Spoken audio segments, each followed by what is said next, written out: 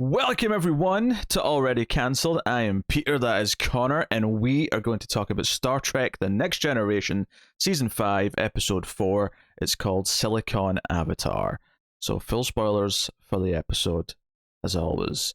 The name of the episode makes more sense now that I've watched it. And when I saw the name again before I clicked play on the old Blu-ray, I was like, oh yeah, this title. Wonder what that means exactly. But by the end, of course, how our guest character, Dr. Mar, uses data, he is the Silicon Avatar for her dead son. Indeed.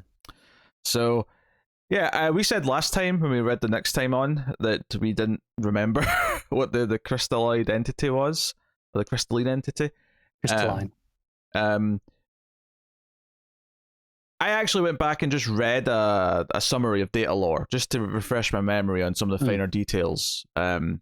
Just not before I watched it. I actually got like a few minutes in, and then when we saw the thing, I went, I don't really remember this. I'm going to pause this. I'm going to read the.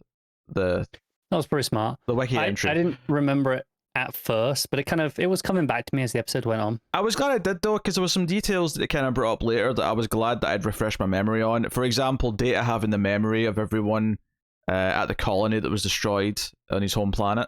I get that. I will say, as someone who didn't, go and refresh my memory, just the context of, when they brought up, I was like, oh yeah, that was a thing. I remember that. It came up naturally enough and prompted me enough that I felt comfortable enough without needing the recap.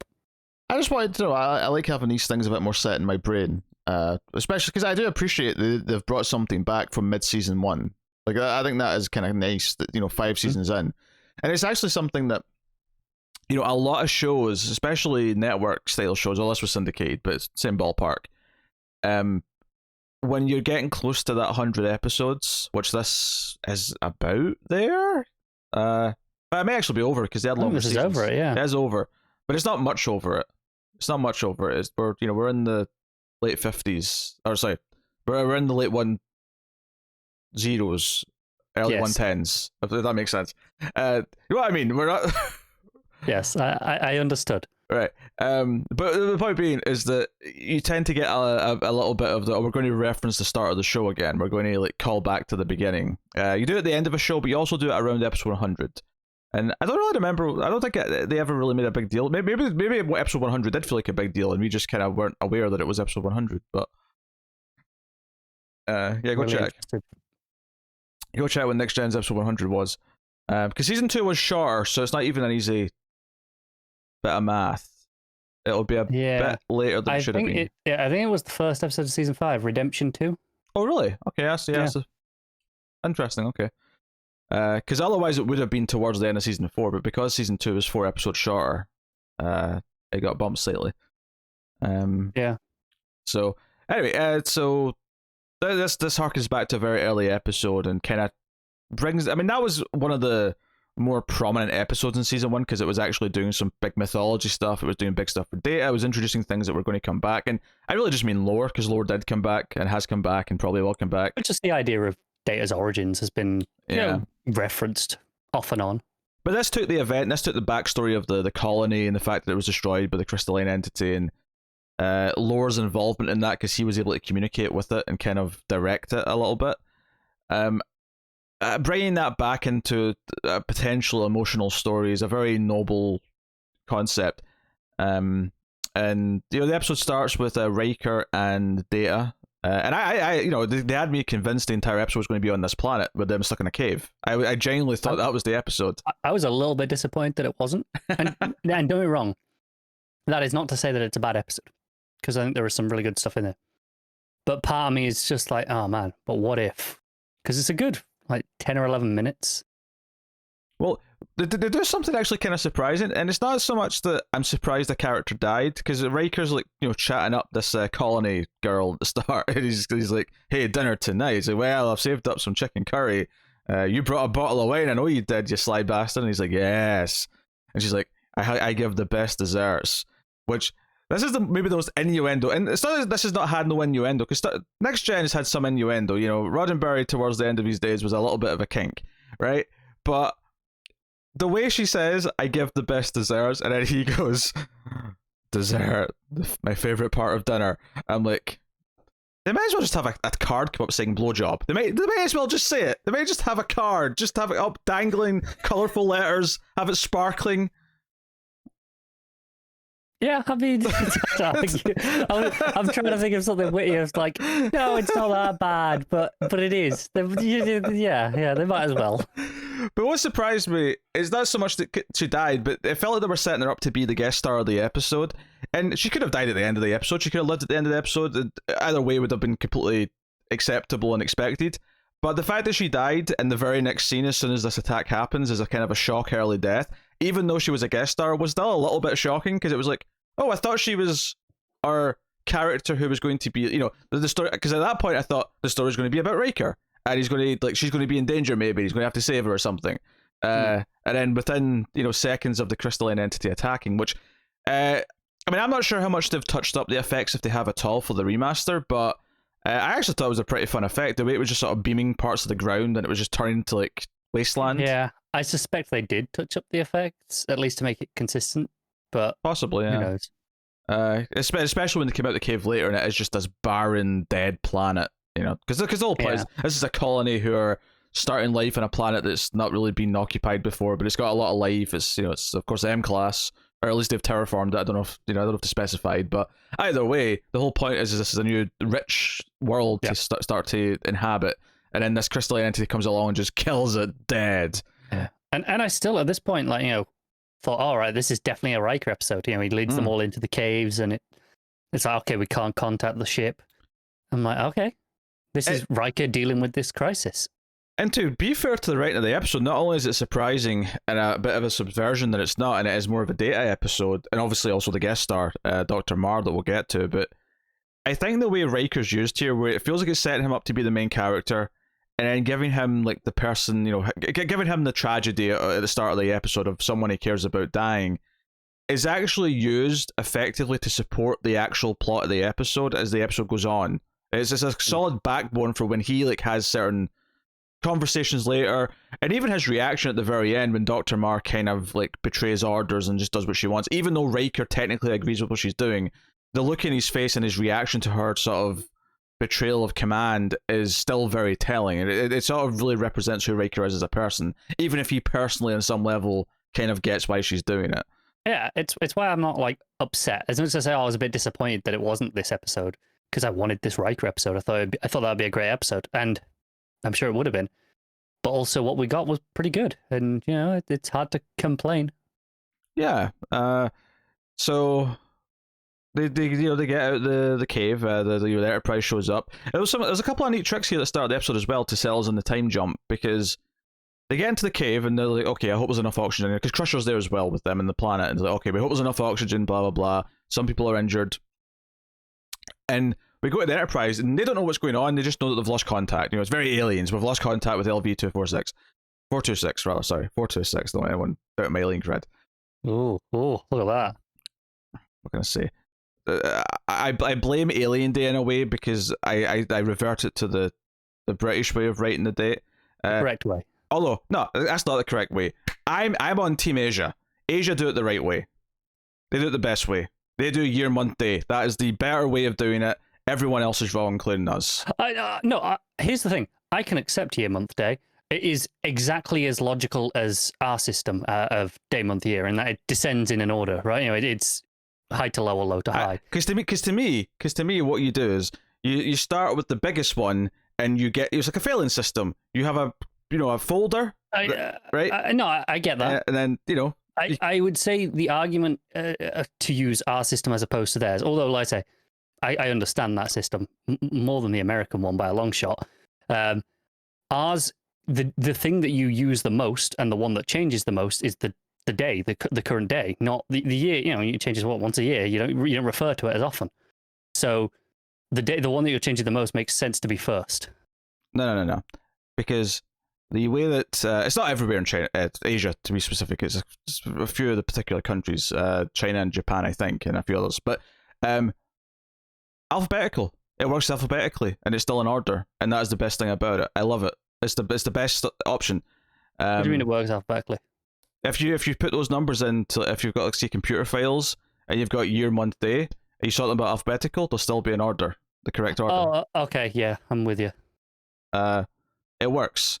Whereas you sort our date system by alphabetical order, and it's just a complete chaos where all the firsts of the months are all together, and then all the second of the months are all together. And you kind of have to add a 0 before everything if you want to do that with our file system. It's horrible. Don't get me wrong, they're both better than the American system, which does it out of order. It doesn't make any sense. But anyway, that's my little explanation as to why sometimes I'll mess up the alien planet, because I remember Alien Day, then flip it. And sometimes you just flip it automatically. So, yes, anyway. What was I saying? I don't know anymore. Oh, yes, Picard. So Picard, the lost contact, and who, by the way, still has, in only some select scenes, still has the jacket. I like how they're just dispersing it in. They're in the earlier scenes of this episode, I noticed. It kind of went away as the episode went on. Yeah, but he's got the jacket. And it's like, okay, we don't really know for sure what's going on, but let's get there. Picard's clearly worried. He thinks something's up. And, I think as Troy says, it could just be, the storm or whatever it appears to be interfering with communications. It's not necessarily a big deal, but we know it is. We know they're trapped in a cave and there's a doomsday machine entity, effectively, wiping out the planet. And as we discover later in the episode, even the cave system that protects them might not be the reason. I mean, the Doctor theorizes it might be Data's presence, which has no basis really as the episode goes on. There's nothing to really indicate that she's right about that. As we go further on, Data's probably right, and it's the mixture of the metals in the cave, like naturally, that are protecting them. But yeah, there's never any conclusive result to that. But like, her thinking's obviously all flawed for various reasons. But they want to get back. But there's a neat trick here where, when they first hear about this and Picard says go to Warp 8, but it's just showing his concern because Warp 8 is pretty high. And he says, how long till we get there at Warp 8? And Worf says 27 hours. We cut to the cave, we cut back to the ship, and when they're getting more concerned because it seems like whatever this is has gotten bigger, there's more reason to be concerned. Picard says, okay, go to Warp 9. How long, Worf? And he says 7 hours. So the fact that 19 hours of a 27-hour trip have already passed. So when we cut back to the cave and everyone's kind of like, weak, they're low in oxygen, they're all sweaty, some people have passed out. It's actually just a neat little sort of sell of the passage of time, because they told us clearly how long the trip was going to take, and then they told us where they were on the trip. The only thing I want to disagree on your logic, I would have to check the exact wording here. When they say 9 hours left, is that before or after they go to Warp 9? It wasn't 9, it was 7 hours. But... Oh, it's 7 hours. Okay, fair, yeah. Or maybe that makes it not as much of a time difference, but it's still... Some of the trip still happened. Yes. Like, yeah. I'm not disputing the logic of the argument here, just the specifics of the numbers. And I have no idea the increase in speed between Warp 8 and 9. I'm sure the nerds out there have got some math here to indicate how much quicker the trip would be between the two. But yeah. I did not think that it would... Like, I still assume that half of the trip or something like that has happened. I would have assumed so as well. Yeah. It's enough that obviously it is less than if they'd carried on at Warp 8, but yeah, I don't know how much quicker it is. I don't think it'd be as much as double. Maybe I'm wrong, but I don't think it'd be 18 hours at Warp 8 and then 14, I guess, at Warp 9. Or 14 at Warp 8 and then only 7 at Warp 9. I don't think it would be as much as double of a difference. I don't either, but who knows? I don't know how the warp system works. I don't know either. But, there's going to be some super nerdy comment now explaining the math of the warp. There definitely is. Sorry. Power to you. But either way, I thought it was a neat way of like selling the passage of the time. But then, I was surprised when Worf showed up at the cave entrance, and I was like, oh, okay, so this is not the episode then. And then we introduced this Dr. Marr character, and it's about tracking the entity, and where the debate of the episode really comes in is, like, are we there to just destroy it because it's, killed, and we hear in the episode 11 confirmed attacks, I think, with the exact number was, she said. With no survivors until this one. Until this one, yeah. Or do we try and communicate? And Picard, of course, is very staunchly in no, this thing has as much a right to exist as we do. It's life. He literally pulls her to one side into the red room. It's like, look, maybe we'll fire on it, but we're not doing that first. Yeah, maybe it's a last resort, and we might have to, because she starts raising her voice to him and sort of saying, "No, we have to kill this thing, you fool!" And in the bridge, and he calmly says, "Join me in my ready room." And it's like, oh, she's in trouble. Like, yeah, that's the kind of feeling you get, and it's not the first time in the episode where she's clashed with Picard either. I mean, her disdain for Data, which I thought was a nicely performed little scene, actually, the way that every time Data just started speaking in the meeting when she was on board, she didn't say anything. She just, her reaction and the way she was like, "Oh, he's speaking again," just that look in her face every time he said something was there. Yeah, it was the same in the following scene down in the cave where she just ignored him. Mm-hmm. Yeah. And then accused him of working with the thing because LeVar did before, and now she suspects him of committing lots and lots of murder. And then is frustrated that Data's not like upset by the accusation. He just very calmly, as Data does, very factually says, "No, that's impossible because this, and this." And she's mad that he's not getting upset that he's like just been accused of genocide, effectively. So, not that I'm saying she's a very complex character though, in that sense.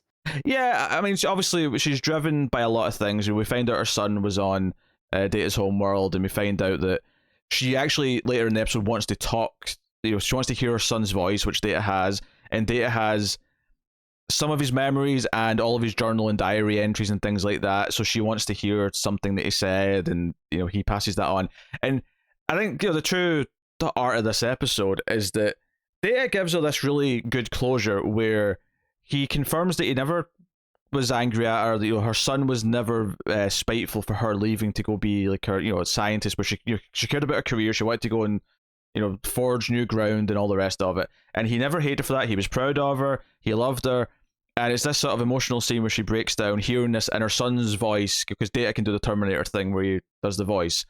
And it's this thing that's happy, and that should be her peaceful resolution, but she wants her revenge. So later in the episode, she takes her revenge against orders, and kills this thing, even as Picard is, demanding she stop doing what she's doing. They try to stop her, but by the time that he gives the order to Data to intervene, it's too late.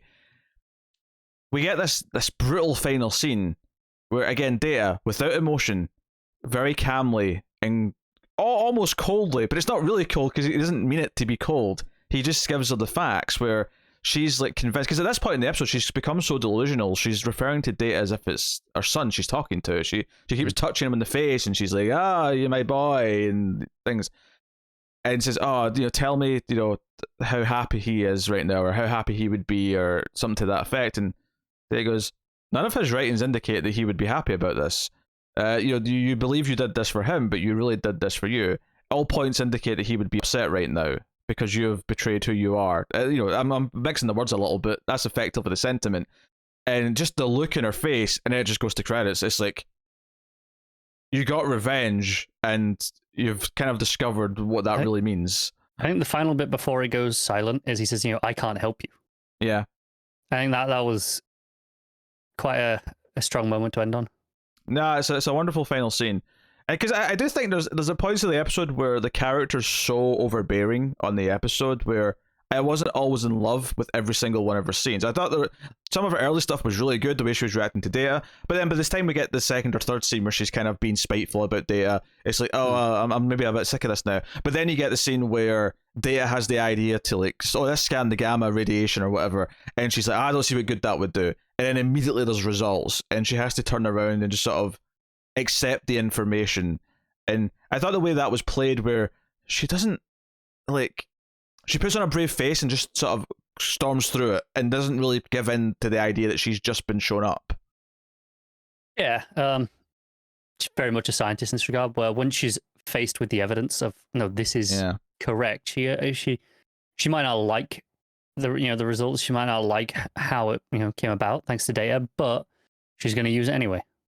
Yeah, and of course she does this complete 180 on Data, because once she comes to him and asks for the history of her son and the communication that she never got with her son, and she talks throughout the episode about, because at one point there's a ship that's attacked on its path, and they hear the screams of the people dying on the ship effectively, and she breaks down because she's imagining her son doing the same when he was killed, and all of it makes sense. The character at times can be a little bit overbearing, but all the key points in the story where like it shines, and it includes her shining. Like, right, even moments that feel like they could be awkward, like her asking to hear, her son's voice again.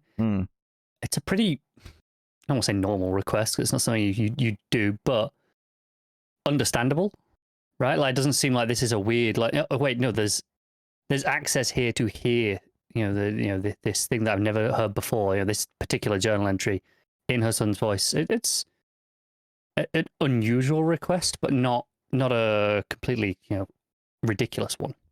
It's funny because throughout the episode, I was a little bit worried about halfway through or so when I thought, I wonder if we're giving the guest star too much of the time here, too much of the focus. When the classic rule in TV, especially in Trek as well, is when you have a guest star, the stories may be focused around them, but the real purpose of the story is to what does it say about our main characters? Because those are the ones that we're sticking with. Those are the ones that we're going to be with and have them grow.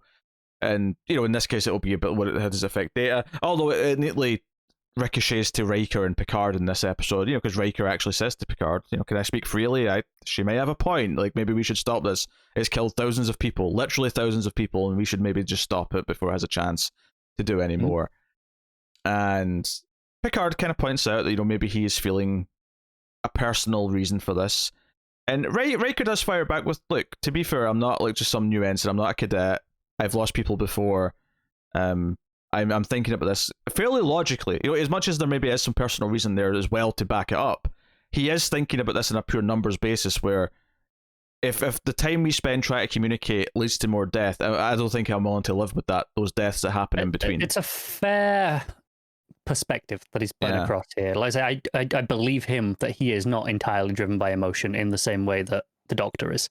And I think that's what that moment when she does do what she does, the moment where Riker stands up and turns around and the look on his face tells you he does not agree with this action. It doesn't matter, especially because the communication is working. Yeah, at this point, effectively, Riker presumably sees the potential and sees that, maybe this doesn't have to, maybe we can do this the right way. I think, and what I really like about this scene as well, I think this is a great scene, is that you think maybe that the Doctor's seeing that as well, because she turns around and she sees it, properly for the first time. She's like, "Oh, it's beautiful," and her words, and you think maybe this is a moment where she realizes this is a sentient being of some sort, and she shouldn't just kill it. It's kind of like, like I guess that was an example. Like something like a natural disaster can be beautiful from a distance. Like you can look at a tidal wave, and if you're not in the path of the tidal wave, it can actually be quite a pretty sight to behold this giant wave. Or maybe a better example is like an animal who, like, a lion or a tiger is a beautiful animal, and you can appreciate the majesty of which they move and all that. But if you're standing in front of one and your family gets killed by it, your opinion suddenly changes very greatly. But I would have gone with maybe a volcano. Can be in a very impressive sight. Volcano, yeah. The point being is more often than not are not that dangerous to most people. Yeah, and I think the idea is that it's a natural occurrence, and this entity is not doing anything that it sees as wrong, because it's just feeding. It's just going around and eating what it eats, and that's it. Yeah, that is as far as we know, anyway. And that is clearly the assumption. And we have no reason to doubt that. Because that's what Picard even says. He's like, if we can reach a communication with the being, then maybe we can, if we understand exactly what sort of energy it needs to consume, then we can find an alternate path that doesn't harm anyone. We can give it an alternate route. Now, admittedly, what happens if they do communicate and things are going well, and then it turns out there is no alternate route, then what's the choice at that point? Like, is it then fight because we have to, because we can't let it kill anyone? Or is it... That would have been a really interesting question to be raised, because as Picard says, it has as much right to exist as they do, right? But does it have the right to exist at their expense? Food chains would suggest, naturally speaking, yes. That's how food chains typically work. Yeah, but of course we're smart enough and build things well enough that we theoretically think we're above all that, and that could have been a great episode as well. And I don't even necessarily think that's an arrogant thing. I think, any being will defend itself when threatened with being eaten. I mean, I don't think that's not unnatural. If the mouse can suddenly like get an Iron Man suit to take on a cat, the mouse is going to do it. like the mouse is going to fight back. The gazelle runs from the lion. Yeah, exactly. Doesn't just let itself get eaten. Yeah, and if the gazelle gets cybernetic implants with laser beams, then it'll stand a chance. And thinking of a very different Bambi movie now. I guess that's what point I'm making, really. Just the as an interesting question at what point when the life form that should be eaten can actually go toe to toe with the life form that's trying to eat it. At which point is there some sort of mutual, and maybe there is no mutual ground because there just is no other food source for this being. Yeah, and again, the question changes as well. If there is sentience, we're assuming there is some level because it seems to be able to communicate, but how much it can communicate, in the same way, or how much of it is, actual thought processes, and how much of it is just responding to stimuli. Yeah, it's hard to say. How are we talking about human or higher level of intelligence where it's properly thinking about things, or is it more like a plant who's just responding to stimuli, or is it something in between? Is it like maybe an animal that it responds in the same way that a pet responds to certain things and understands certain things, but isn't necessarily thinking about morality? A rat can solve puzzles if there's food at the end. Yes. But you wouldn't say they are, incredibly intelligent creatures all the same. They're not on our level. And if a rat was about to step on a button that was going to set off a bunch of nuclear bombs, I don't think many people would argue with someone just shooting the rat right there and then, because it's us or the rat, and ultimately... If assuming in this scenario, you're at range and you can't just grab the rat. Sure, yes. But you've got a gun and you can hit it. I think that's a pretty fair reaction. Yeah, no one's going to debate the life of the rat over saving everyone. So exactly, yeah. So there's a lot of interesting debates to be had with the potential they could have went down there, but none of which will happen because the creature is dead. But it's a really good scene, but the scene that comes after, I think, when I said I was worried at certain points about like her having so much time, I think the final scene justified all of it. Yeah, the final scene with her thinking she's achieved what she wanted finally for her son, and she's so happy. And to have that smile wiped off her face in a way that, I mean, I'm not going to say it's satisfying, because it's not. It's just more tragic. It's a tragedy. It's this sad thing, because it's, again, like I say, Data's not doing this to hurt her. He's just telling her the truth, and maybe she'll learn from that. Yeah. But this is such a devastating thing she's done. I don't know if there is much learning to do at this point. This is... No, she'll just have to live with what she's done. Yep. And Picard's disappointment, because Picard is clearly very happy that there seems to be some communication. So there's a lot going on here that I think really works at the end of the episode. So really good stuff. I will say this episode does make a case for Troy being useless, and I was thinking this. I know exactly what you're talking about. So at the start of the episode, when she comes on, she even cracks a joke where after she's like, the woman's really cold with Data and even requests to Picard, I wish Data had not come with me, and Picard puts his foot down. Everyone leaves, but Troy stays behind to talk to, and it's exactly what the subject's going to be. And she says, Captain, you don't need an empath to tell you what that woman's feelings are. And I'm like, okay, I'm glad she made that joke, because it was pretty obvious and clear. Yeah. But he says to her in this scene, if her personal feelings or prejudice or judgment is going to affect her job here, her work here with this crystalline entity, he needs to know about it.